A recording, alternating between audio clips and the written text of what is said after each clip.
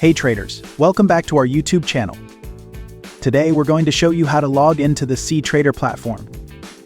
First things first, if you haven't registered with Hola Prime yet, make sure to do that. After purchasing a challenge, you'll receive 3 emails, one from Hola Prime and 2 from cTrader.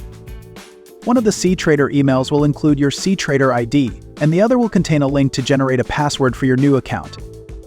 Simply click Login, and you'll be redirected to a screen where you can set your password.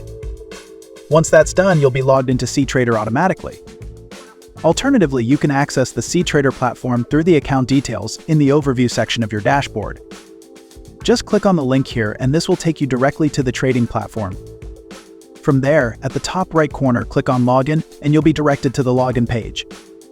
Here, just enter your email or cTrader ID along with the password you generated.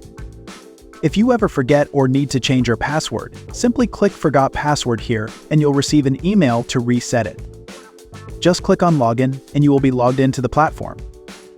And that's it, logging into cTrader is that easy.